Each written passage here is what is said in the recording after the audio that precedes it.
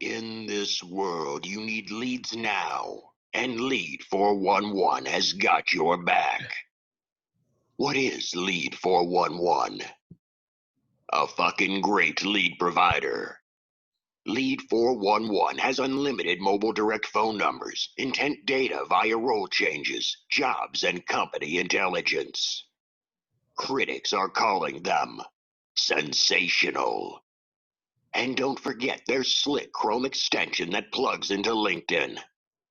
This summer, step up to the big leagues and join the most comprehensive sales intelligence solution in the market.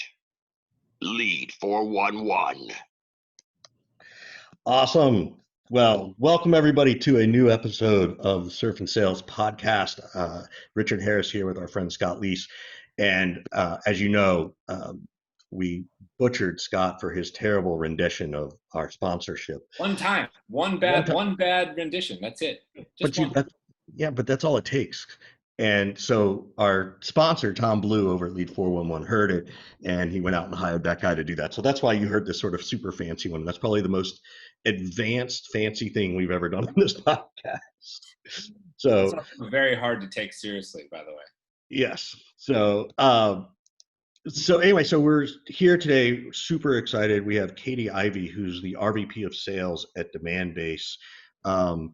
And we're super excited to talk to her, but also Catie, tell us how you even got here, because I think it's a fascinating way of how we do things. Yeah, really good story. And thanks for having me, by the way. It's really good to be here. Scott put it out on Twitter. I think it was maybe 4 weeks ago, something like that. Might be longer. The world sort of spins slowly during COVID. But basically asking for, women, females, and people of color to put up their hand. They wanted more diversity on the podcast. So I don't actually know if it was myself that volunteered, or if I got nominated, but somehow it was in the string. And a week later, I was booked for the podcast. So excited to be here. Yeah, off we go. We've been working hard at trying to amplify voices that maybe don't have the same opportunities as other people. So we're excited to have you here. You had an amazing response to that, right? Yeah, I did. We booked out like 40 people in a row, 40 women or people of color in a row, and it took up months on our calendar. So now when people are like, hey, I'd like to come on to the show, I told somebody earlier today, yeah, we're booked until, October. And they're like, what the heck? When did you guys get so, fancy or whatever? I love that. I was glad everybody, responded, and happy to, take everybody up on it. So I want to ask you a question about your headline. I don't know what they call it on LinkedIn. It says ABM advocate. I want to know why. First of all, tell everybody what that means, who doesn't know. But I want to know why you're so passionate about that you tagged your headline on LinkedIn, ABM advocate. What does that mean to you? Great intro question. I don't think I was expecting you to start there, but that means it was probably a great place to start. ABM, I work at Demandbase, obviously, which is a B2B marketing platform. We do ABM. And it's so funny. Over the last couple of years, ABM's become this super buzzy, thrown around. There's literally hundreds of companies that are now saying, like, we do ABM. And it's very odd that we've even created like a category and a space for it. Really, account-based marketing and selling has been around for years. Anyone like ourselves that have been doing B2B sales for 10, 15 years, much longer, like we're just selling to companies. And so all ABM is figuring out what are the companies that you actually want to earn their business and win the deal from, and then channeling your sales and marketing efforts towards those companies versus kind of the old school, much more volume, velocity, really wide net. So it's funny to me that it's become this very complex, like, oh my gosh, we're hiring teams to try to figure out what's the strategy and overcomplicate the shit out of it. Really, there's lots of complex things that you can do from an account-based marketing perspective, don't get me wrong. But really, it's just great B2B marketing. It's being smart with where you spend your dollars, where you spend your time. And probably the most important thing is make sure marketing and sales are focused on the same things, metric the same, driving towards the same goals, which in most B2B orgs, in my experience, tends to be a massive disconnect. Yeah, I've been in places before that literally reported different numbers in terms of revenue. How does that happen, right? I have no idea. It's a mystery to this day. We say that exact phrase. How does this happen, right? and clients of mine have this challenge right now. When somebody is first learning about ABM, they would say, well, why should I do it this way? I've never done it this way before. what is like the simplest explanation you can give? I'm thinking specifically not to a big company, you know, Demandbase size or other companies that you've been. I'm thinking to like the early stage startups, right? The companies who are hiring like their first couple reps and first go to market push right now. What's the big advantage for them to start doing it that way? I honestly think it's probably even more important for smaller companies with really limited resources. The same way that you're going to go through exercises and figure out what's your total addressable market, what's a great customer look like, who should we be selling to, doesn't mean that you can't test and iterate and try some different things, but you certainly want to figure out pretty early in the game, what do we think a great customer is going to be for us and where do we want to focus our efforts? And if you're small and you've got a lean marketing team or your first couple of sales hires, telling them, hey, the world's your oyster and literally any company could use our product. I mean, that's a recipe for disaster in my book. Like, you want to give them some direction. Again, it's not that it won't shift and change and iterate over time, but the quicker you can get to a relatively defined, we would call it a target account list if you're in ABM speak, but it literally just means a list of companies we want to sell to, the quicker that you can help a sales rep or a sales org figure out what that looks like, just the more likely they are to be successful. Is there a couple quick tidbits to like help somebody narrow it down? I literally have this conversation all the time because my focus is with early stage startups. And I was having this conversation yesterday and they're like, well, we could sell to anybody. I'm like, that's not going to work. Okay. We got to narrow the focus. So you as an expert in this particular field, what are the couple questions that, you know, founders should ask themselves or that early sales leader should be asking to narrow the focus? So it's not, well, we can sell to any business anywhere on the planet. And it's more like, we sell to these type of companies in this geographic market at this revenue or headcount size. How do they, where do you begin to figure out that focus and really get the bullseye on the ICP? I think it depends on how early stage you're talking. Most companies that you work with, I would assume they've got at least a handful of customers or a small set of customers. If you have enough customers and you've been through at least a couple of renewal cycles, that's the first thing I would look at. Who's buying the product? Where are we having some success actually selling deals? And then who's renewing and using it a second year or a third year? Or if you're in a month to month, who's sticking with you? Month 2, month 3, month 4. Those types of things should be really early indicators of at least where we're going to land and find some success. And again, it's not that it doesn't iterate over time. I worked at Marketo for a long time. We started in the SMB and then aggressively worked up market. We've done the opposite at Demandbase. So you can certainly evolve as your product market fit shifts. But the first thing I would look at is what are the customers that you work with today? For early stage companies, sometimes it's literally just people that your founder might know. And a lot of that early selling happens through relationships. So out of that, you've got to dig a little bit deeper. Are they actually using the product? Are they seeing value in the product? What type of feedback can you get? Those types of metrics. But then I would use that to define at least phase 1. What does that ICP need to look like? You brought up something really interesting, which was, at one company you went, small to big, and Demandbase you're going big to small, in terms of the size of the customers. I don't think there's a lot of people who've had that level of experience. Certainly, I haven't talked to many. So maybe there's tons of them, and I just don't know them. What are some differences you've learned? Like, what are some similarities? Like, was the pivot point at the same spot? We reached some level of penetration, so now we can pivot. I'm just curious of your thoughts on having done it both ways now. Yeah, sure. Well, let's be honest, I wasn't running the show at either of those places, but I've certainly had some learnings from kind of watching it and being able to orchestrate specific pieces of it. At Marketo, it was certainly, we started to see really early that there was super strong product market fit, and it was built in such a way, amazing product guys that built a really solid product that could do things that others in the market couldn't do.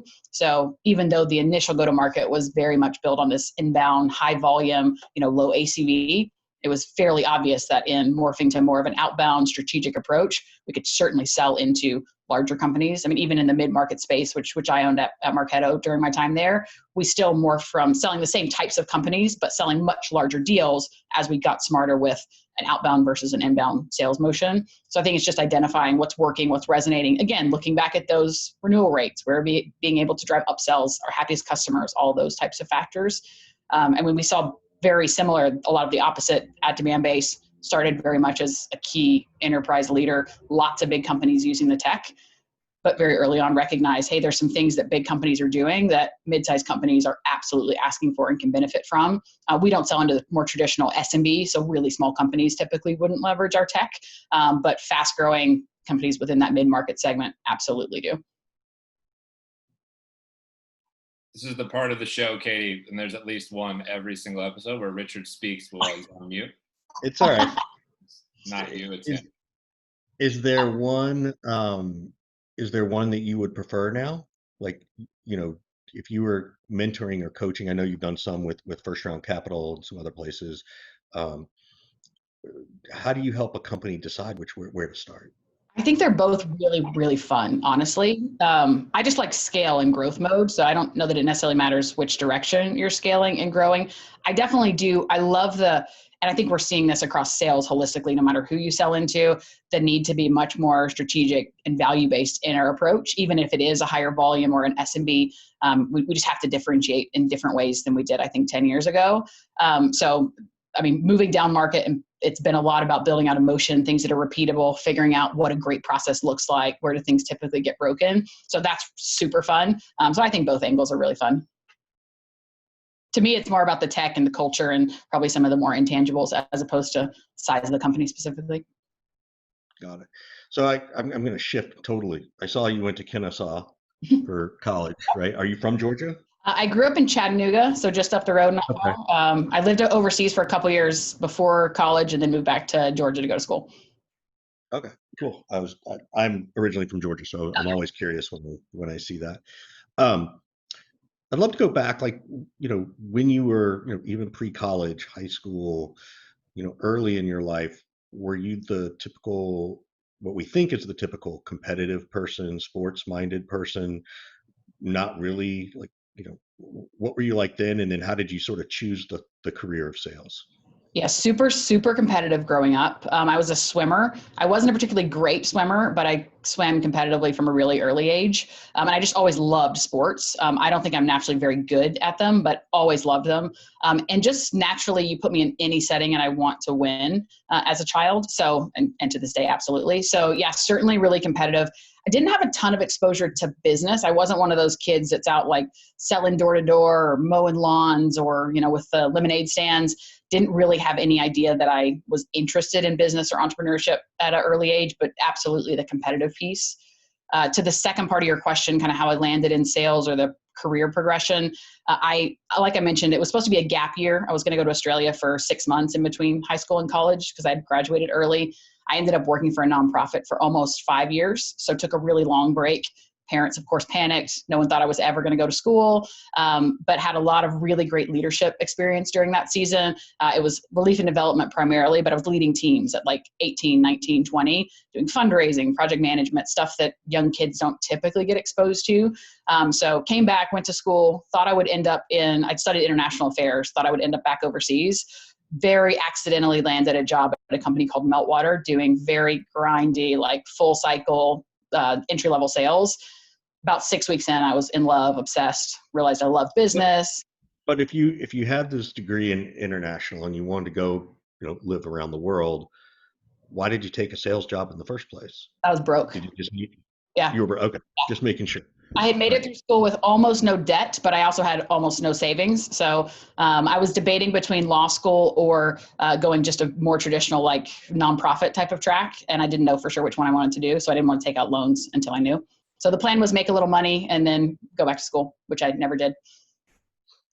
What was the appeal, just again, early in your life, because I always find these things, what was the appeal to travel and be international and, where did that adventurous spirit come from? I really don't know. I had never been on an airplane until I was 16. I grew up in super small town, Tennessee. I said Chattanooga, but like literally small town near Chattanooga. If you had met me at 17, I had like the strongest Southern accent you can ever imagine. Many folks in my family still do. Really, really small town. I had never left the country until I went to Australia at 17. And it was just the most incredible experience. I was living with folks from all over the world, spent time all across Southeast Asia, the Pacific Islands. It was the first experience I'd ever had with people that were different than me, really in any capacity. And it was certainly my first real exposure to poverty or to need or feeling like I could actually make a difference in the world around me. So I think that was the initial piece that got me hooked. And I just loved the aspect of being outside of my comfort zone and really unique in different places. And I've kept it up for the most part, even though I didn't go back that path. I'm at 53 countries I've been to. 2020. I was about to ask, you know, 2020 is really brag book. Every millennial I know has a brag book of the number of countries they've been to. I'm going to find a way to go to every country before I die. That's awesome. That's really cool. Depending on how much longevity I got, but that's the plan. That's really cool. That sounds like fun. She's got me beat. I'm like in the high 30s. I mean, that's impressive. Like I meet so many folks that, I mean, literally have been to like a couple of vacation spots, but just never made an effort. And there's so much to learn. I got a question for you about your leadership experience at 18 or 19 years old. I mean, what were you doing? Like, how did you know how to lead? Was it just straight intuition, or was there somebody kind of guiding you, or were you actively seeking information and learning? How does one lead at 18? Yeah, it's an interesting question. I did have a really great mentor. I didn't think of him as a mentor at the time, but the guy that ran the nonprofit that I was a part of that young was 15 years older than me, from a really interesting background. I certainly learned some from him. He gave me a lot of opportunities and pushed me really early. Most of that was just because I was one of the few people that put up my hand and said, I'll do it. I think that I was willing to take risks and fail maybe earlier than most people are. I don't really know why necessarily, in terms of just that like lack of risk aversion that I had. I just felt like I was a little bit of a bull in a china shop, and I was willing to give a lot of things a shot pretty early on. What would your parents say? If we asked your parents, why does Catie have this spirit? Are you from a large family and you know, you're the oldest, the middle, the youngest child, or what would they say about it? I have only one sibling, and I'm the youngest, but I have a special needs sibling that has cerebral palsy. So I've definitely always had a leadership capacity within the family. So potentially that made an impact. I also lost one of my parents when I was 13. So took probably more responsibility for the family at that point, but not really in any of the like, oh, I went out and made money or did anything ultra responsible. Those were probably the two factors early on in life that would have shaped that. I don't think you needed to earn money. I think your way to earn money was to be supportive and do what you could in the house so that, you know, your other parent could do that part of it. So hats off to you. And I don't know if it was your mom or your dad, for making that work. And I'm really sorry for the loss. Oh no. My mom is amazing. Yeah. Although she will also tell you a funny story, which is to your earlier question of like, what my parents would say. My mom has a really funny story of, I think, me at like 6 or 7. She was trying to get me to do something. I don't remember this, and I don't remember what I was being asked to do, but I was not in agreement or a fan. And she tried to sit me down and have this very serious conversation about one day I would have a boss. I would have a job and I would have a boss and I would have to do what the boss said.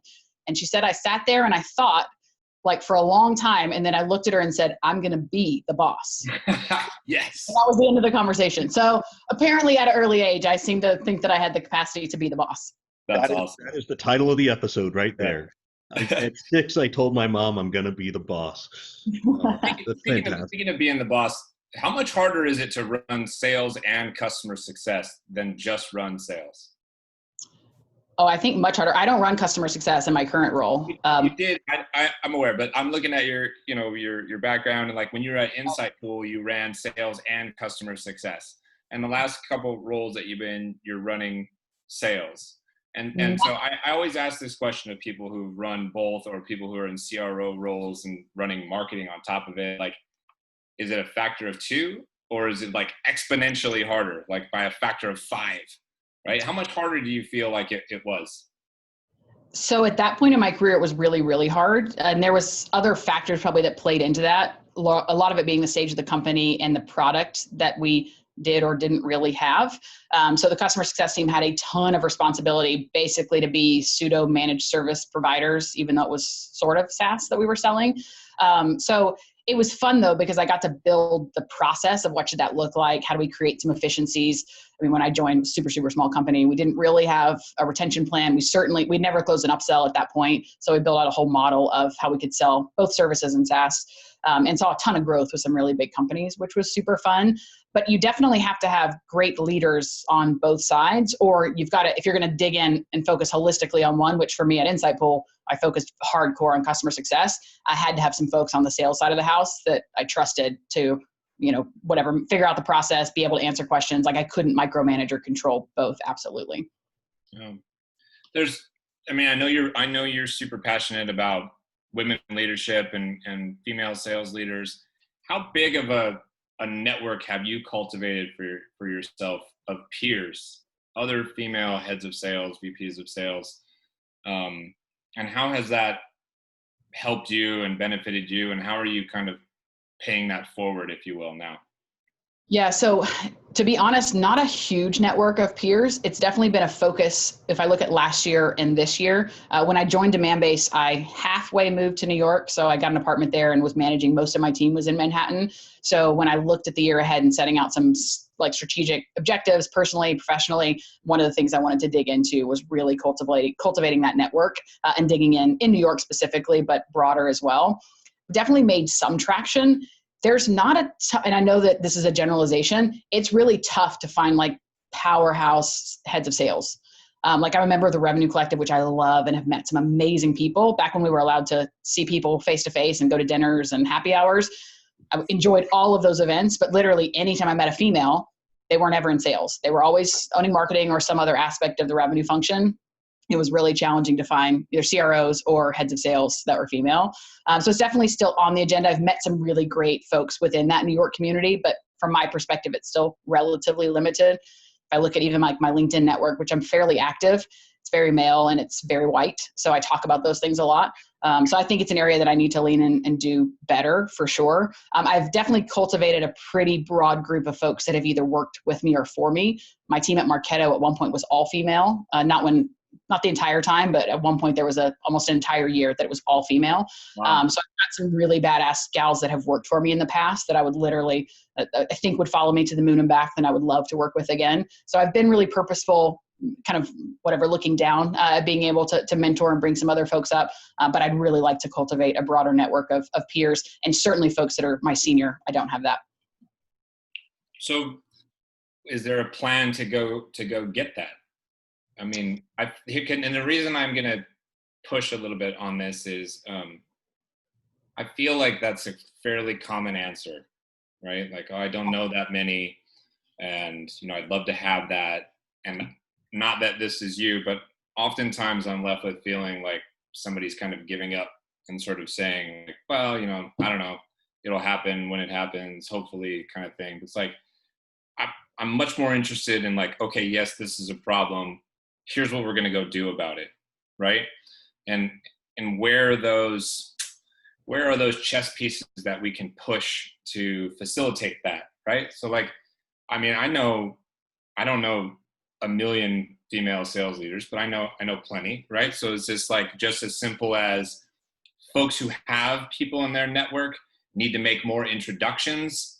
Is there a place like Revenue Collective that can become like a, micro community for female sales leaders? Like what do you think you are going to do to kind of actively improve in that particular area? And then what should some of the rest of us do to make it easier for this to come together?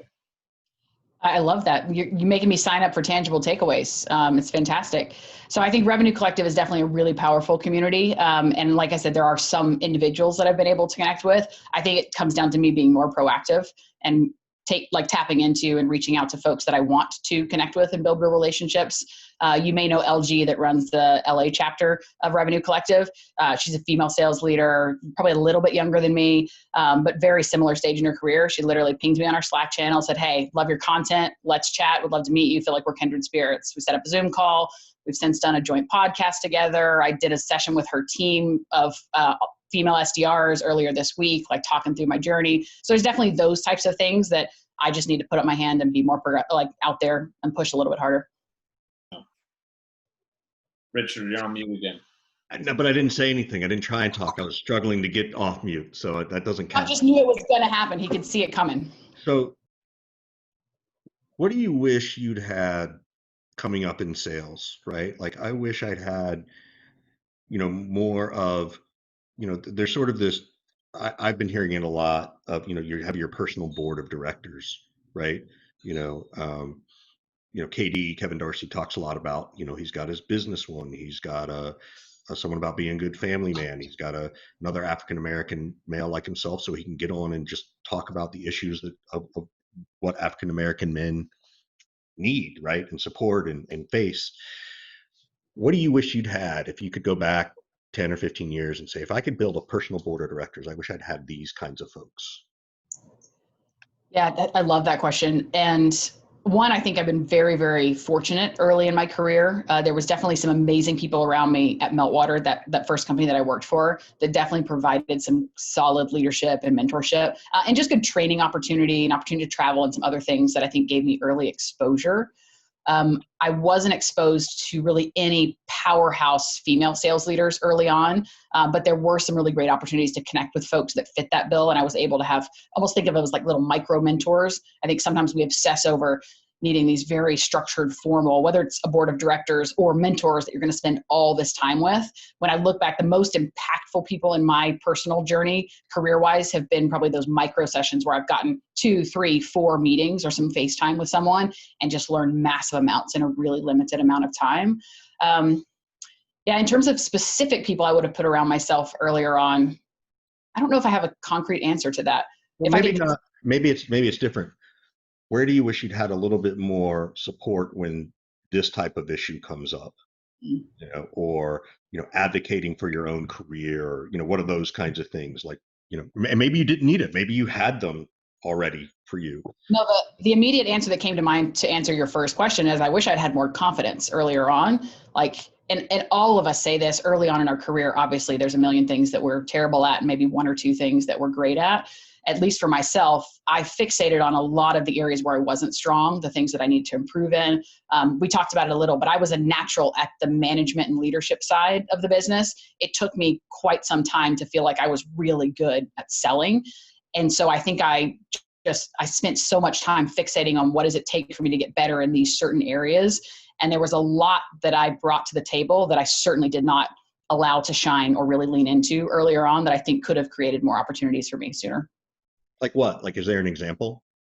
I mean, particularly just coaching and management doesn't come natural to a lot of folks. Like you think of your superstar sellers that just have a really hard time being able to look at someone else and dissect strengths and weaknesses or figure out what's their personality type, what makes them tick, how do I tap into long-term ambition versus short-term goals. Like I was naturally really good at that stuff really early on.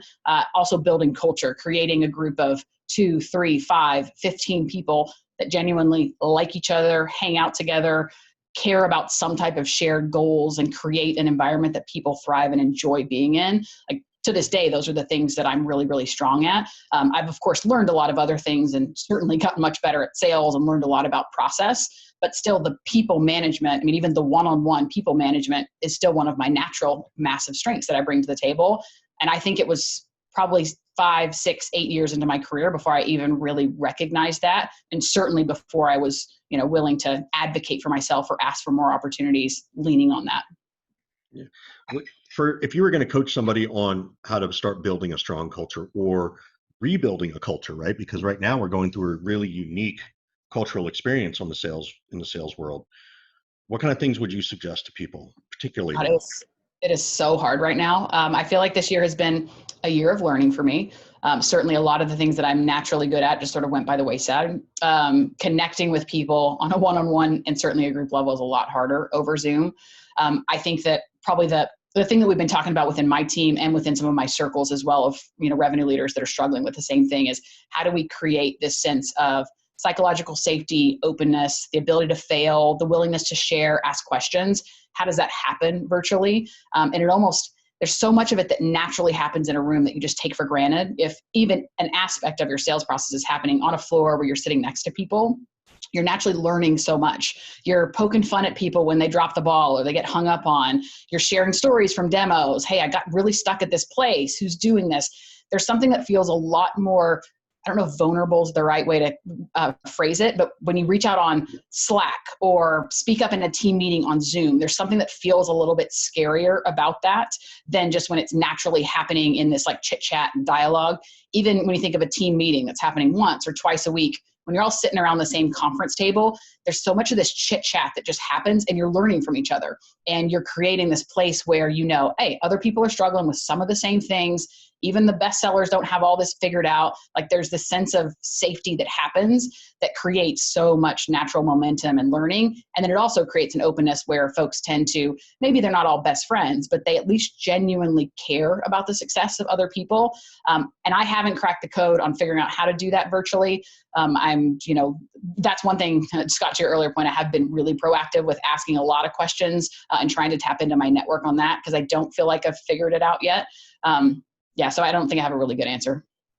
So you mentioned that, it's a hard time and everybody's struggling. What, if you're open to talking about it, what is your biggest failure during COVID right now as a sales leader?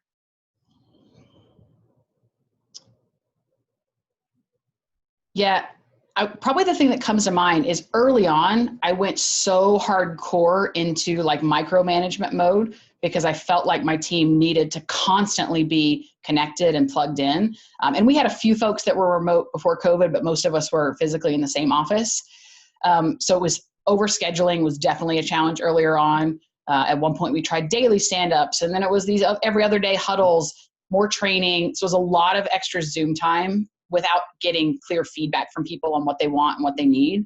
That's probably I'm actually really glad that this is like the specific thing that you're focused on because it's not just you, like so many companies that I know and so many sales leaders skewed immediately that particular direction. And I think some of it comes from like an immediate sense of the loss of control and like, oh gosh, I gotta keep the control that I had and keep everything, kind of status quo and whatnot. And, everybody like you learned, oh boy, that's not exactly the right way to do it. I can't have everybody on. I don't need to have, a death by meeting calendar all of a sudden right now. I've got to give myself and my team room to breathe and space to operate and stuff like that. So do you think but Scott, and I'll ask both of you, because I haven't run a team as in, you guys are both closer to that. Do you think it's really that I need to have control, or was it that I'm afraid to try and trust my people will actually get the job done? It's the same thing. It's the same thing to me. It's exactly the same thing. Oh yeah, exactly the same thing. Like if you're in the office, right, and I'm there, I feel like I have a sense of control. Like I can control this particular room. I know what my people are doing or not doing. I can see if somebody's down and needs a pick me up. I can see if somebody's celebrating too much and needs to come back to reality. I'm controlling the room. Whether or not everybody wants to admit it, like I'm feeling a little bit like a puppet master, right? Once everybody is gone out of the room and I don't exactly know what they're doing, it's harder to trust that they're going to go do what they need to do. And I feel as a leader a sense of loss immediately, like this shit is out of my hands now and my head is going to be in the guillotine no matter what, right? And I think that Catie could correct me if she disagrees with me, but that's how I would have felt, and that's how many sales leaders I've talked to felt. Yeah, I don't think it's not that I disagree. I think I just see one piece of it through a slightly different lens. The trust factor, I think, is super important. And honestly, I felt like there's two aspects of trust. There's one, like trusting your people to get their shit done. They know how to do the job, like not needing to micromanage the metrics, the meetings, how they're using Salesforce, those sort of things. I felt like going into COVID, we had a lot of that trust. So it wasn't this sense of like, I don't really know if they're working, or I'm not sure if they know how to do this on their own. Because there was a lot of that kind of just positive layer of trust. But Scott, to your point in terms of the lack of ability to influence, going back to my point of like, I know how to create positivity around me. I know how to get people excited about a vision or focused on something, big, hairy, audacious goal that they're working towards. I know how to do that in person. And a lot of that's just intuition. I read the room. Like I see people, who's making eye contact, who's not. Like I observe so much of that. So it was almost this selfishness of like, I don't know how to do that. So I'm going to put a lot more pressure on my people to somehow give me access while I figure it out. So we're probably saying. Yeah. I want to ask you a little bit about your picker, for lack of a better word, because like every single place that you've gone, to me, you've either turned it into gold or it was already gold plated when you got there. And so many people struggle with going to the right organization, right? But your resume is like Meltwater, Salesforce, Marketo, Demandbase. Candidly, the only company I've never heard of is Insightpool, and that could be a huge success for all I know. I just have never heard of it. And I get asked this question all the time by people looking for jobs right now. And they're like, how do I know what company is the right company for me? So I want to know, like, does the company matter, or does Catie just show up and touch everything and turn it into gold? Or are you just only going to places that are already gold plated and you really know how to pick them? I don't know that it's either of those answers. I think part of it comes down to luck, let's be honest. I am very aware of what I'm good at this stage of my career. I didn't know this earlier on, but I'm really good at MarTech. I'm great at selling into marketing, and I love every aspect of the revenue funnel. I'd love to be a CRO one day. I love marketing and sales and customer success. And so if you threw me some killer offer to sell something selling into HR, I don't care how large the total addressable market is or how quick the company's growing. Like, that's not my sweet spot. I'm not good at teaching people to do that or building out that process. I don't want to go sell into FinServe. Like, that's not my thing. So like marketing, MarTech, and then revenue, like that is certainly would play a huge influence my picker, as you called it. But honestly, like if you look at what's happened from a revenue perspective, like I joined Pardot because I lived in Atlanta at the time, and they by far had the best sales culture that existed. And there was the most momentum of any company in Atlanta. So it was a great decision. I joined before they were part of Salesforce, but they had just been acquired by ExactTarget. But at that stage, however many years ago that was, if you ask any salesperson in Atlanta, what's the dream company? It's Pardot. And I took a big step back to go there. I'd been running really big teams, and I went there as an IC because I wanted to learn a sales process that was more structured, more robust, and I wanted to learn something new and then move back into management. I just happened to get lucky that they got bought by Salesforce. I stayed at Salesforce for a bit, learned a ton there. During that season is when I realized, like, oh, marketing and sales, like that's my thing. I want to be in that type of tech. Insightpool, I followed for friends, learned a ton. It was probably the best decision of my career because I learned the most. And then Marketo was because I had a really close network of folks that were already there, and they pulled me there really proactively. So I would say a lot of it comes down to luck for me. Well, we need to go to Vegas when she goes to Vegas, Richard. Yeah, no, well, Scott, you don't like Vegas. I like it. I'll like it if I go there with Catie and win some money because she's so lucky. And I would say this, Scott, I think you have a good internal dialogue too about that stuff. Well, the one thing that I resonate with that Catie said in particular is like she knows herself, right? And being really self-aware is super critical. I think I've been pretty good in terms of putting myself in a position that I know will be a strength for me already. So you talk about that a lot. You're the 0 to 25, like that. You're the guy that you know it inside and out. You've done it repeatedly. Yeah, and so so like that's my zone, right? And so I feel super confident there. In the same way that you're like MarTech is my jam, like put me there. Right. So, and then, you know, the confidence that comes from that and the repetition and familiarity with everything, the game kind of slows down a little bit and just gets a little bit easier, you know, I think. Yeah, for sure. So, go ahead, Richard. Yeah. So, you know, I want to come back to understanding some more experiences of yours that didn't work out, right? Because I don't believe in luck. Like I truly believe in, you know, you're prepared based on previous experience. And even if you don't have previous experience, you've done something to study for it, right? So I'm curious, what were some of the bigger lessons that didn't work out for you that you were able to carry forward to help you learn how to make good decisions? So during my time at Meltwater, so that first company, I did not get, there was 2 different promotions I wanted, like hardcore and went really hard for I didn't get. And that was primarily the driver of why I transitioned out. I felt overlooked from a management perspective.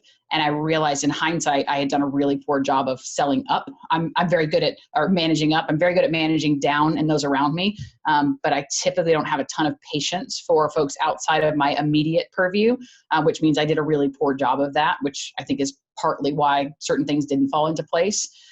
So I learned a lot about managing up there and just kind of broadening the network. I talked to a lot of intro.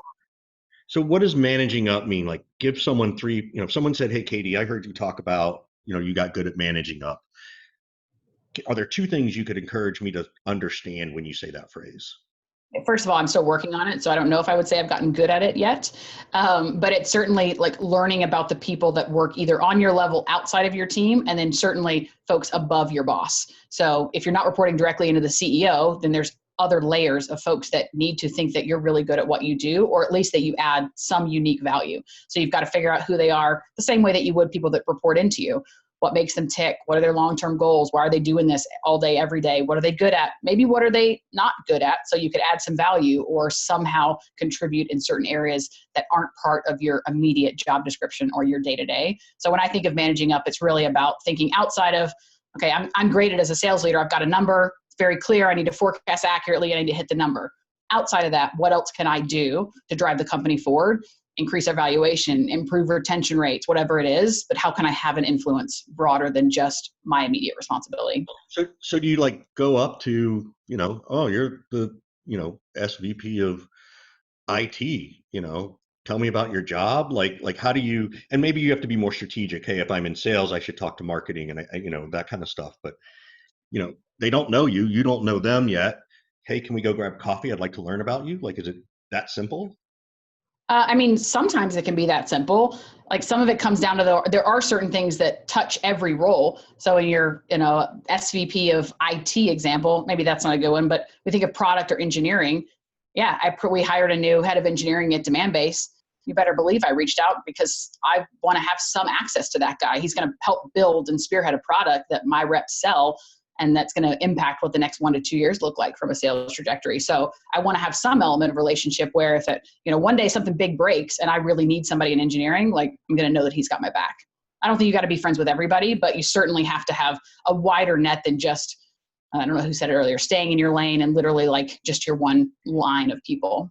Those lateral relationships on the executive level are super important, whether it's the head of engineering that you mentioned or head of product or obvious ones, marketing, CS, stuff like that. I don't think in those relationships and the importance of them get talked about enough, maybe the marketing and CS and sales ones maybe, but certainly not eng and product along with I think even marketing and sales, like I talked to somebody about this yesterday, like we think we've kind of figured out like marketing sales alignment or made improvements, which I'm sure we've made improvements, but there's so many gaps in that funnel. And a lot of it does come down to human relationships. Like you've got to build some level of rapport and trust with the folks that run marketing or vice versa, the folks that run sales. Yeah. Otherwise you're in a world of pain, a little bickering banter back and forth, right? Or you're reporting different numbers to your earlier point. Or that, yeah. Well, we need to kind of wrap it up here, but how can we be helpful to you? Is there anything that we can do to, support you or any questions that you have for us? In terms of support me, I'm early stages of trying to build a brand on LinkedIn. So yeah, if you see my stuff, interact, feel free to share. If you know some powerhouse female sales leaders, I'm up for meeting and networking. So always appreciate your there. That's a good one. That's an area that I feel confident that I can be of service right there. On a question. Oh, sorry, Richard. No, just to say the same thing. I can easily help on there. Amazing. Love that. Question. This is probably relevant for both of you. You talk to so many sales leaders, salespeople. Love to get your thoughts on what types of trends are you seeing? Maybe one thing super negative or dangerous that you're seeing from a sales trend perspective, and maybe something really positive you're seeing in the market, if anything comes to mind. Something really positive that I'm seeing is just the community of sales. I think it has like I can't remember who said it, but somebody has talked about how like COVID has sped up the technology like 20 years or something like that, and how we're working and behaving as a culture and companies and everything. But like the way that sales and marketing and revenue community in general like has come together and supported each other through all this is light years better than it was in 2019, in my opinion. And Better Richard, than February, in my opinion. there you go. And Richard and I were talking about this not too long ago. That like when we were in San Francisco in like 2005 or something like that, VP of sales like didn't talk to each other. Like I'm not sharing trade secrets with Catie. Hell no, right? Now in 2020, like Catie, you got a question? Fire it over. I'll give you my whole playbook. I'll give you everything, right? We're so much more open sourced, and that community is so much stronger. Like that to me is by far the biggest trend that I'm seeing on the positive side of everything. So That's awesome. you know, Richard, you want to handle the downside? Yeah. I'll throw a couple more positive trends. One, I think the SDR function is getting a lot more respect because of it. And when the hiring turns back on, it's my opinion that SDRs are going to be the first hired, not salespeople, right? You need more because let's face it, we're earlier in our careers. There's a cost associated with that. And I want more appointments before I want more expensive salespeople. So I think that's going to be a really unique thing. I think, and also because the tools exist to support that role in the way that they do now, is really, really important. I also think, I think people are going to be much stronger on mental health, and they're going to realize these family values, right? Like, to some extent, I'm kind of ready to get back on the road, but I've also had way more time with my boys, even though I already worked from home. I've had great time with my wife and my family, and I think that value is going to be there. My negative around that is that when we get back to going to the offices, people are going to be so grateful to go that they're going to start working late again, just so early, right? Like, you're just be like, oh my God, I'm just so glad to be here, and I can be with everybody. And honey, I'm going to go do a happy hour with and we want us to do those things. And so I'm hoping we don't shift too far, too quick back to the workaholic life. So I don't know, Richard. I'm ready to shift to permanent residence in Costa Rica, and we can just run like 7, 8. But we're not normal, Scott. We're not normal, right? So we can do our job from anywhere. Literally. You guys seen that Barbados is like selling these really cheap 12-month visas for all of us. I told him that, and there's no reason we can't do online learning anywhere. It's a true story. He has texted me about it at least 2 or 3 times, I think. I have a friend in the process of relocating him and his 5 folks on his team. So it's happening. Okay. Wow. Is he hiring? I might come out of I might come out of my consulting role. I mean, cost of living's pretty low in Barbados. You could probably swing it. There you go. Well, thanks so much for spending some time with us, Catie. This was super insightful and a lot of fun, and it's been great getting to know you a little bit better. And I will follow through and introduce you to a couple of your peers, female sales. So you can. Thank you. Thanks for having me. Likewise. Right. Thanks, Catie. Really been fun. Good talking to you. You too. Bye, guys.